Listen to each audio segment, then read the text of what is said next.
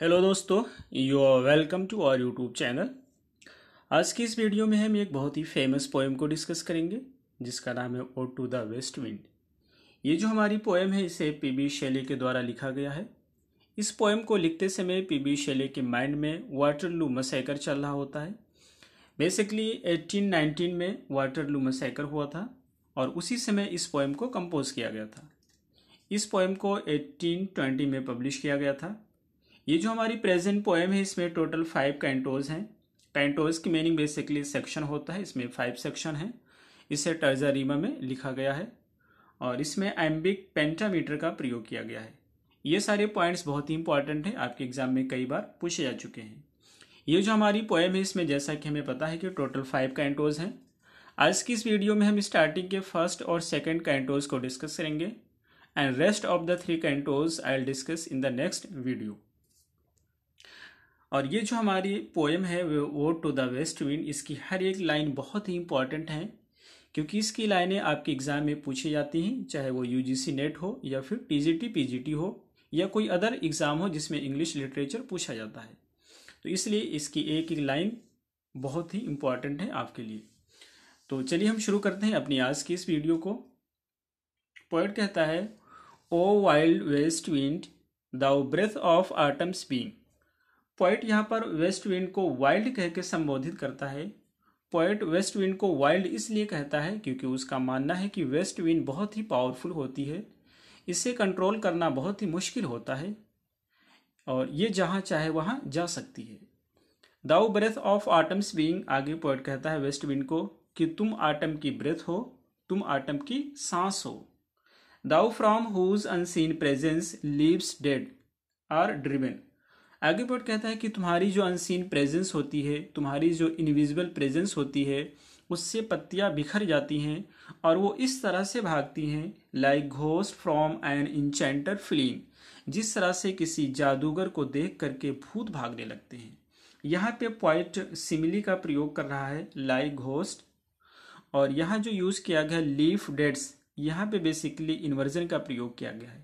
Inversion basically क्या होता है कि सिंपली जब हम यूज़ करते हैं तो पहले एडजेक्टिव आता है, उसके बाद में नाउन आता है। यदि हम एडजेक्टिव को बाद में यूज़ कर दें, नाउन को पहले यूज़ कर दें, तो उसी को इन्वर्जन कहते हैं।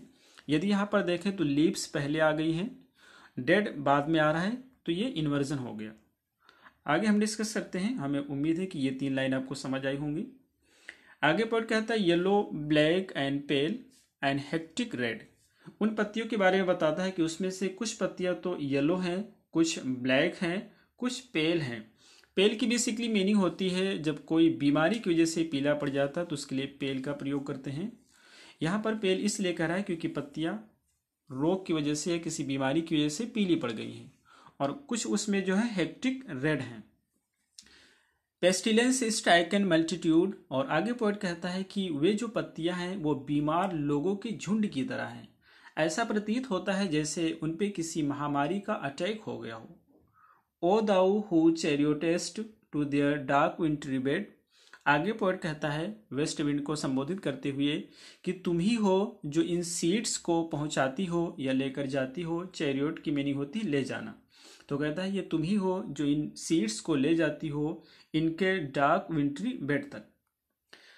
The winged seeds where they lie cold and low, और आगे पोएट कहता है ये जो सीड्स होती हैं जब इनको तुम जमीन के नीचे पहुंचा देती हो तो वहां पर ये कोल्ड यानी कि ठंड में सो जाती हैं या लेट जाती हैं और नीचे पड़ी रहती हैं। Each like a corpse within its grave, और ये इस तरह से पड़ी रहती हैं जैसे कोई एक डेड बॉडी होती है, कोई लाश होती है अपनी कब्र में सोई हुई होती है, उसी तरीके से ये सीड्स भी जमीन के अंदर सो जाती हैं। Until thine azure sister of spring shall blow, और ये तब तक कि वहां पर सोई हुई रहती हैं जब तक कि तुम्हारी सिस्टर स्प्रिंग इन्हें जगाती नहीं है, बेदार नहीं करती है। आगे पोएट कहता है कि her clarion over the dreaming earth and fill driving sweets birds like flocks to feed in air. कहता है कि वो जो स्प्रिंग होती है वो बिगुल बजाती है और अपने बिगुल से यानी कि अपनी आवाज़ से सोती हुई ज़मीन को जगा देती है। And fill driving sweets bird likes flocks to feed in air, और ये जो सीड्स होती हैं इनको कलियों से भर देती है, और ये जो सीड्स होती हैं वो इस तरह से प्रतीत होती हैं जैसे भेड़ बकरियों की झुंड हो, और ये अपने आप को हवा में फीड करती हैं। With living hues and odours plain and hills, और वहाँ पे जो प्लेन होता है या जो पहाड़ी होती है वो खुशबू और फूलों से भर जाती है। आगे पॉइंट कहता है कि wild spirit which art moving everywhere. फिर यहाँ पे वाइल्ड स्पिरिट कह के संबोधित करता है वेस्ट विंड को, और कहता है कि विच art moving everywhere. West wind को कहता है कि तुम्हारा काम ही होता है हर जगह मूव करते रहना, हर जगह घूमते रहना। Destroyer and preserver hear O hear. Point यहाँ पर पैराडॉक्स का प्रयोग करता है। वेस्ट विंड को कहता है कि तुम डिस्ट्रॉयर हो यानी कि विनाशकारी हो, और प्रेजर्वर और रक्षक भी हो। डिस्ट्रॉयर इसलिए कहता है क्योंकि वेस्ट विंड जो पत्तियां होती हैं और सीड्स होती हैं उनको पेड़ों से गिरा देती है, और प्रेजर्वर इसलिए कहता है क्योंकि वो दोबारा उसी बीज में कलियां आती हैं, दोबारा से उन्हें उगाती है। आगे पॉइंट कहता है listen to me, O west wind listen to me. तो ये रहा हमारा फर्स्ट कैंटो। सेकंड में चलते हैं। Thou on whose stream mid the steep skies commotion. Point कहता है कि वेस्ट विंड तुम जो है आसमान में गोल गोल घूमती रहती हो, mid the steep skies commotion, आसमान की हलचल में। Loose clouds like earth decaying leaves are shed, और कहता है कि तुम बादलों को इस तरह से बिखेर देती हो जिस तरह से पत्तियां बिखर जाती हैं।